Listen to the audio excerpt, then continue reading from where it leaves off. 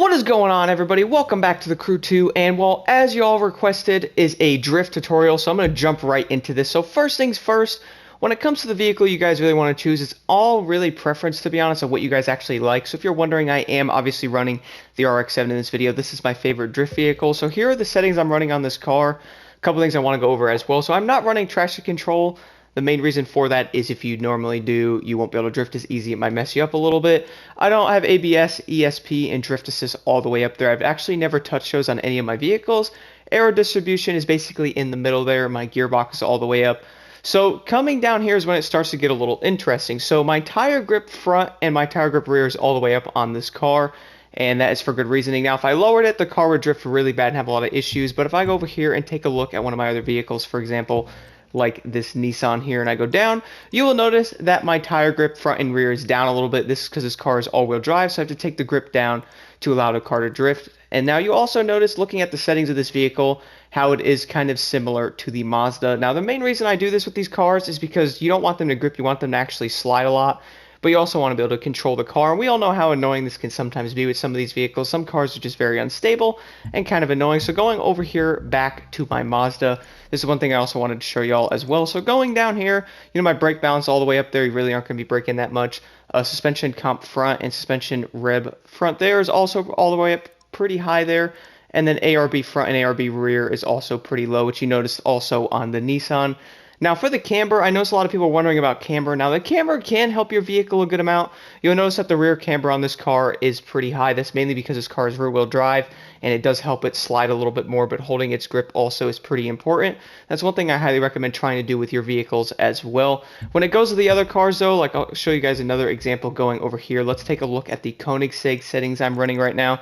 So you notice that the settings on this car are a little bit different. So my camber on the rear is obviously all the way down and front. That's mainly because this car is, well, rear-wheel drive. And I'm running a different setup on here because I did try the same setup I had on the Mazda, and I tried it on this car, and it just didn't work at all. ARB front and ARB rear is a little bit higher to keep this car in line with itself instead of losing itself on some turns, which I was having a big issue with when I was actually tuning this car. The tire grip front and rear here is another thing. So I have it pretty low on this car compared to other vehicles, and the main reason for that was if it was any higher, it literally wouldn't drift, or it wouldn't be able to hold a drift that well. And I was experiencing this issue for quite a while with it until I started tuning it more. I took it into some races and tested it, and I noticed that it did do a little better there. The other thing is I had a little lower, it struggled really hard, and man, was that frustrating. I just almost wanted to drive the car through a wall. And going over here and taking a look at the Lamborghini Murcielago. So this is another car that a lot of people normally run on drift, which I don't blame. This car is amazing. So here are the settings I'm running on this vehicle. You guys will notice that most of the cars are pretty dang similar when it comes to ARBs, camber, and all that with most of the vehicles. Tire grip on this vehicle is also down a little bit as well to help it drift. This car is all-wheel drive. These cars can be sometimes annoying and can be a little hard to get used to when drifting. And a lot of the other vehicles, I pretty much don't run any of these as well, to be 100% honest. One car I know many people are probably going to be running, though, is this lovely Mustang GT Fastback. So here are the settings I'm running on this car. A couple things I wanted to point out because many people can be like, look how low your tire grip is. So for the Mustang, I actually had a set build on this vehicle a while back, and I don't know if it was nerfed or what happened, but whenever that update came out a while ago, it messed my settings up on this car, so I had to redo it. So the settings on this car are pretty weird. So obviously the tire grip front and rear are very, very low, like the rear tire grip's almost halfway, and I tested this car for a little over an hour to get the right settings on it to make sure it can actually drift and hold a drift, because sometimes the cars just don't slide right, or they slide too much, or they don't slide enough. With the tire grip being all the way down on the rear, the car was just able enough to slide, but holding that slide through a turn to keep your multiplier going is very important. When the tire grip in the front obviously is too high, you actually will turn too much and you won't be able to actually turn the car to keep itself sliding in the turn or going and keeping that multiplier going. It's something definitely to look into when doing this. And then the camber, the front and rear, is another thing I have pretty low. You notice the rear camber on a lot of my vehicles are pretty high. Seems to help them, especially if they're rear-wheel drive there. Exceptional for the Koenigsegg there. And then the ARB front and rear are pretty similar on this car as well. If we're going to be getting into a legit build on this class, though, for like racing in a straight line, I'll have to have a separate video on that. Or if a Summit ever comes out, we have a weird drift race again. Who knows if that'll actually happen. The other thing I wanted to show in this as well are my settings. So going over here, these are the controller settings I've been running. First things first, if you guys are drifting, I highly recommend to put this on sequential. If you have this on automatic, you are going to struggle so hard. I tried so much drifting in automatic, and my goodness, it doesn't work, okay? It doesn't. Like going to Chick-fil-A on Sunday, it don't work, all right? So put it on sequential and definitely try that out. You guys will thank me later. FPS, X and Y axis there, I have not touched. And then moving down to my actual controller settings here. Now, I honestly have not touched really any of this in a very long time since that update a while ago where things were changed around. Some of the handling of the cars were a little weird and like twitchy. So I had to go through and change them a little bit. So you guys can try my controller settings as well. I'm on PS5, a regular controller and all that. It's not a fancy controller or anything. Vibration all the way down, steering, all this good stuff is pretty much set there. Try it out and, let me know how you guys do with these settings in the comments below. I think they're great. I drive the boats, the planes, I drift, I do everything with these settings. I have not changed them at all in any of the videos I have made. This is what I have been running. Anyway, I'm going to jump into one of the tracks right now, and I'm going to do the Miami racetrack one there, mainly because that's like a very easy one. I can go around the turns and talk about this a little more and get more in-depth with these cars, guys, because I want everybody out there to be drifting. So let's jump right into this. Alright everybody, so now we're arriving outside with the Mazda RX-7. You guys will notice that, well, the car looks pretty normal for the most part. You can normally see the cambered wheels if you were wondering there. So starting right off, this is one of the normal drifts everyone I think does here in Miami. This is the lovely one here that, honestly, this was a lot of fun. Very good to get used to actually drifting on this. I will jump into harder ones later on in the video as well and talk about that while doing the drift itself. So jumping right into this, obviously, like I said, having your vehicle in manual is your best option here. If you do automatic, it's going to be kind of hard to keep the car in the turn, be able to hold that. So backing right up here, I'm going to go back over in this area.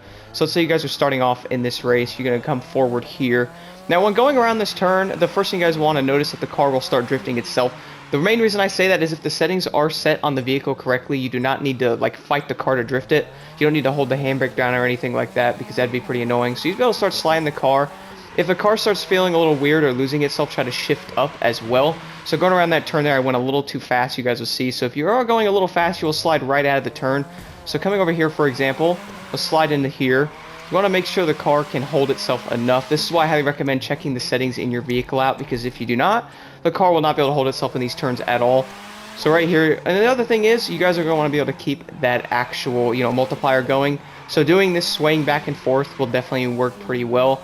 Feathering the gas as well. So going around this turn here, let's say, feathering the gas in third gear there, drop it down if you start going a little too fast. So what I mean by this is if you guys, let's say you're approaching one of these turns, I'll speed up a little bit here. So you're going in this turn way too fast, like, oh, I'm going to hit the wall. Downshift there, feather the gas a little bit, and then go back around the turn there. You can shift back up if you know the turn's going to be a little bigger. If you know we're going too fast like I just did there and you start sliding into the wall, try to downshift a gear and hit your brakes a little bit, but don't do too hard because you will lose that multiplier while going around the turn there. Definitely something to get used to, but once you guys get drifting down, it is so much fun. So right there, I went way too fast. Alright, so the next thing I'm going to show is basically keeping your guys' throttle control where you guys really want it. Now, this is pretty important when drifting because you'll be able to hold the drifts in each turn like that, and depending on the track, this could be very hard to get used to because it could be very tight tracks, and you can hit stuff easily. So right now, I'm going to speed up a little bit here and get in a second gear and go around this turn. You guys will notice that the car will start drifting there. Now, a bigger turn like this, you could speed up a little bit and try to hold that multiplier, but downshift when you start approaching the other turn because you'll go way too fast there. You guys will notice how I'm keeping the gear in third there normally. Depends on the car a little bit, so going around this turn here, downshift a little bit and keep that drift going. Now, if everybody was wondering, the faster you go, the faster the multiplier will go up. So if you guys are doing a drift race, obviously you want to go as fast as you can, but don't go too fast where you'll start crashing. We definitely don't want that. So going around the turn here with the Mazda, you guys will notice that I am pretty much speeding up a lot. Now I'm going to go real fast here and show you guys what happens if you go really fast. You can also hold it sometimes depending on how the car is set up with its settings. So flying around this turn here, you guys will notice that the car is pretty much holding its line very well. Now, if you guys go too fast around one of these hairpin turns, I'll show you what happens. You want to feather the throttle a little bit here. If you go too fast, you'll start doing this a little bit, and you won't be able to keep the car pretty much where you want it. And you can also donut and spin out, which is something I've done way too much when learning how to do this. Another thing here, if you guys would like, I could switch the cars as well and show you this in another vehicle. Let's switch to the Mustang. So one of the first big tips I can give you guys here is number one, throttle control is very, very important. I have switched to the Mustang here to show you guys this with a different vehicle with different settings and all that to show you how these cars do perform differently on these depending on the settings and depending on the vehicle for power and all that. So let's immediately start this thing up here and speed over to this turn. So you guys will notice that sometimes these cars don't turn. Obviously this one's a little harder to actually get it to turn, but once you actually start getting it to drift, it'll pretty much go very well. So right there, you will have to go a little bit faster in this vehicle and shift a lot more when doing this. So you guys will notice when going around these turns, Compared to the Mazda, this car obviously is holding itself a little differently with these settings on it. This could be a little harder to control and be a little more annoying, so you got to keep the car at a higher speed and or do that. But luckily the car is gripping very well. You can also speed it up pretty heavily here. You guys notice I'm going pretty dang fast around these turns with this car, and I'm holding the multiplier as well while doing it. Now, depending, like I said, on the settings of your vehicle, this could be very, very annoying to get used to. So you guys want to make sure you can pretty much tweak the tire, grip and all that. Mess with it right there. For example, I didn't speed through that enough and I started gripping. So you want to make sure you keep the car sideways there as much as you can possibly. I'm going to speed up a little bit here again, and you'll notice I'm throttling control this the whole time. Again, I'm trying to keep my hand on the throttle, feathering it to keep the car and not lose my multiplier if I was actually in a drift challenge there. Also trying to keep the drift going as well. This is very important, and well, the Mustang, like I said, was my favorite vehicle to use before. I started using the Mazda because I love that thing. So if you guys are trying to practice, I recommend picking the RX-7 up. So this turn could be a little more annoying, so I had to shift down in a second, back into third. You guys will notice that my RPMs are always higher. You don't want to have your RPMs too low, so for example, if I was in 5th gear, you're going to lose power around these turns, just like that. You're not going to be able to hold the power through the turns. Sometimes you can also over-accelerate if you're in too low of a gear and you can crash into a turn. So be a little careful on that as well. So let's say if I'll go into 4th gear and show this right now. Let's say you're in 4th gear, you're going around these turns, you're obviously speeding up too quick here. You're going to eventually go around these turns, you're going to lose yourself there. And, well, sometimes you can also do it, but also right there you'll see I was going way too fast. So you're going to want to make sure you guys are keeping the throttle at a good place on the car. Make sure your RPMs, and like I said, keeping the car in manual. If you guys learn how to do this in manual, I'm telling you, it'll be night and day different when you guys start doing these drift challenges. It's so much more fun to be able to feather the throttle more and actually keep the car at a good RPM and keep it moving. Something I definitely learned, it did take me a little bit to get used to drifting, because I'm not going to lie, I was pretty dang terrible when I first started. I was hitting walls. I could not get the settings on these cars right.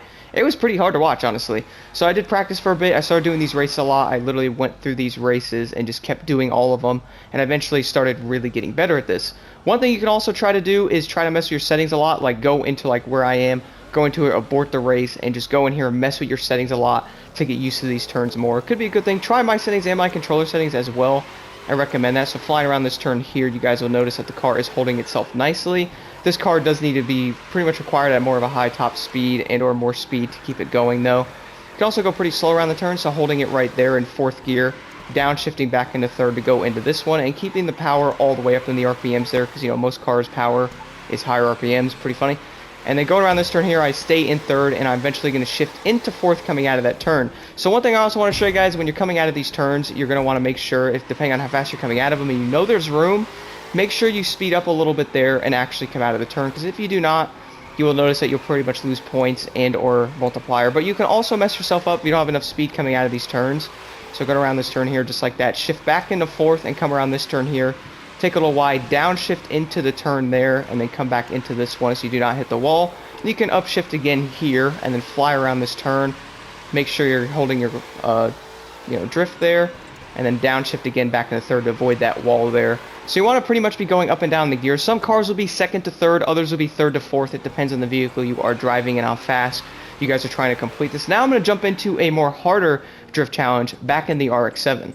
So I figured I'd jump into an actual race for this to show this more. Luckily, I am on the LA Harbor, which I think this drift challenge ruined everybody with the stupid Demolition Derby cars. So right here, you guys will notice going around these first turns here, I am in 2nd to 3rd gear, tapping the throttle basically to keep the car's power up and the RPMs higher, and to keep the car stabilized. Don't turn the wheel too much either. If you turn it too much, you can also mess up the turn and straighten your car out too much there. So try to keep it turned just like that, and the car will basically slide, and then turn the wheel to straighten it out there as well. Depending on where you are on the track, if you are wondering, you will need to shift the car a little bit more. So for example, around this turn, I'm in 2nd, but I'm going too slow, so I have to shift it into 3rd to keep the multiplier going there. And the car's power will go down pretty hard if you're not careful. So around this big turn here, I'm sliding pretty hard. Shift into 3rd, and then immediately change of direction, shift back into 2nd and back into 3rd again.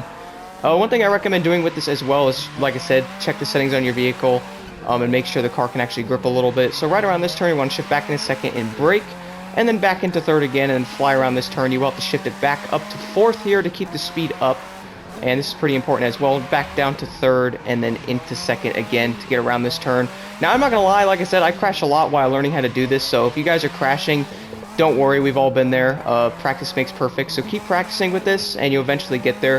If you guys are wondering how to keep the car swaying back and forth to keep the multiplier going, what I recommend doing is keeping the speed up, making the powers up there, and just sway it back and forth. If you guys go around a turn, for example, like this one, and you have to straighten the car out for a second, or you start losing the multiplier, try to immediately turn a little bit, and keep it swaying back and forth just like that, and I'll shift back down in a second to catch myself on that one. I almost lost my multiplier there as well because I messed it up. Flying around this turn at full speed here, and then coming back over here, back into third again, and then I did go around that turn a little wide, but luckily it set me up for this one back into second there, and I lost my multiplier. Right there, 631,000 points on this, which is pretty amazing. If you guys got that in the Summit, 157k, maxed out 100%. Now I'm going to jump into another race with the Mustang and show you that car and how that car performs differently. For the second race, I want to do something a little more difficult here with the Mustang to show this off a little bit more. Now, we all know that LA Harbor race is something else. So, this race right now in the Mustang is definitely one that could be a little annoying. This is the power plant one over here in Detroit. So, shifting down there, I'm going to hold that. You guys notice I almost hit that wall pretty hard. I was going really bad around that turn. So, I'm going to speed back up into fourth here and back down into third. So, one of the reasons why I keep like going through the gears there and saying that is because if you guys will notice going around some of the turns, if your car is going too fast or too slow, you can shift up or down, which will basically increase the RTM, and I also noticed the car will have better handling. So back down into second around this turn, and then back into third there, held that turn literally perfectly. Now you notice the road's kind of straight here, and you had to keep the combo, so sway back left and right there, back over here, and then keep the car a little bit, you know, swaying there, back into second into this turn here. Notice how I'm keeping the RPMs of the vehicle all the way up as well normally, keeping that power there the whole time. You guys do not want to go too slow because you will definitely lose the power. So this track's pretty annoying. That's also why I wanted to pick it as well, because there's a lot of stupid turns here and things you can hit. Back down in a second there. Flying around this turn, so here's a little weird turn here. What I normally do is shift back down in a second. We'll keep the car alive there perfectly around that turn. Shifting, guys, is one of the best ways to get used to drifting. I highly recommend trying it out and like going on one of these tracks and just messing around. So back into fourth there to keep the power, back down in third. So if you guys power through one of the turns too fast, you could shift down. Obviously, if you're going really fast, you won't be able to save yourself regardless. Braking could help a little bit sometimes, though. So flying right into there, I'm now at max multiplier here.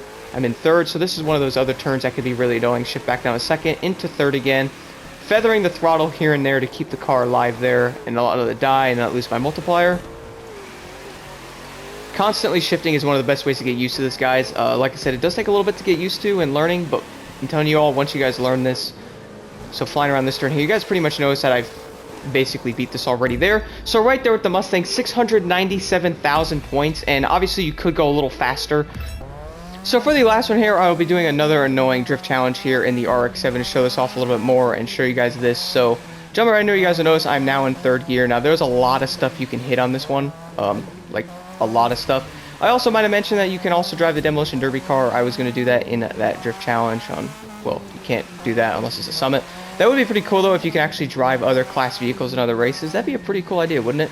So anyway, jumping right into this, the first thing you guys will notice, I'm shifting a lot down and up here, keeping the speed alive to make sure I don't go too fast around turns. Like for example right there, if I stayed in third gear, I 100% would have hit that pole there and obviously lost my combo and ruined the entire run there. Back down in a second into third here, fly around these turns. Now, going too fast around the turns, you guys will definitely want to keep your gears.